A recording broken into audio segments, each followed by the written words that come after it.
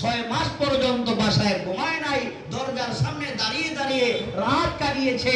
আল্লাহ নবীকে নিয়ে অজানা অচেনা রাস্তা দিয়ে মক্কা থেকে মদিনায় চলে গেছেন। মদিনায় চলে গেছেন, এটার নাম হলো আশিক রাসূল, এটাই হলো সুন্নতে রাসূল। আল্লাহ নবীকে নিজের জানের চাইতে বেশি মহব্বত করতেন। আমরাও আশিক রাসূল দাবি করি, নবীর উম্মত আমরা দাবি করি। শুধু মুখে উম্মত দাবি করলে হবে না, আল্লাহর নবী যেভাবে বলেছেন সেইভাবে চলার দরকার আছে না নাই? জোরে বলুন, সেইভাবে চলার দরকার আছে না নাই? সেইভাবে চলতে হবে।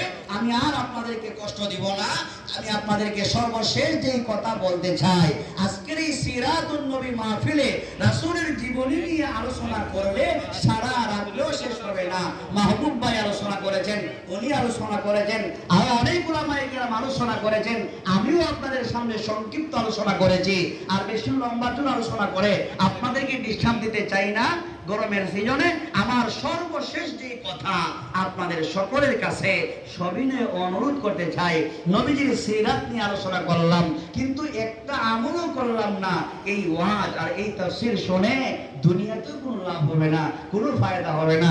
সংক্ষিপ্ত 2-1 মিনিট আমার ভাইয়েরা, নবীজির জীবনী তালাশ করলে দেখা যায়, আমি আপনাদের কাছ থেকে জানতে চাই, নবীজির জীবনী তালাশ করলে খানাতে নবীর সুন্নত আছে না নাই? যদি কোন খানার শুরুতে নবীর সুন্নাত আছে না নাই? আপনি আল্লাহর ঘর মসজিদে ঢুকবেন, মসজিদে ঢুকতে নবীর সুন্নাত আছে না নাই? মসজিদ থেকে বের হতে নবীর সুন্নাত আছে না নাই? এমন কি আপনি যে জুতা স্যান্ডেল পায়ে দিবেন, ওই স্যান্ডেলটা পায়ে দেওয়ার সময় নবীর সুন্নাত আছে না নাই? আপনি যে বাথরুমে যাই, বাথরুমে ঢোকার সময় নবীর সুন্নাত আছে না নাই? আপনি যে আপনার বাসায় যান, ঘরে যান, ঘরে ঢোকার সময় নবীর সুন্নাত আছে না নাই? নবীর সুন্নাহ কি? ঘরে ঢোকার সময় আপনার বিবি আছে, মেয়ে আছে, ছেলে আছে, এদেরকে সালাম দিয়ে ঢুকবেন। পারবেন? জোরে কোন পারবেন? সালাম দিলে কি হবে? অনেক মানুষ, অনেক যুবক ভাই আমাদের কাছে আসে, আইসা বলে, হুজুর বড় একটা তাবিজ বানায়া দেন। বলে, ভাই তাবিজ দিয়ে কি করবেন? বলে, বউয়ের গলায় ঝোলাইয়া দিব, যাতে করে বউটা আমার বাধ্য হয়ে যায়। বউ তো আমার কথা মাঝে মাঝে শুনে না, একটা বড় তাবিজ দেন হুজুর, বউয়ের গলায় ঝোলাইয়া দিলেই আমার কথাবার্তা শুনে। আমি আপনাদেরকে অনুরোধ করব, তাবিজ আর তুবিজ থাকবে না, হুজুরকে দিয়া কোনো লাভ হবে না। আপনি নিজে হুজুর হয়ে যান।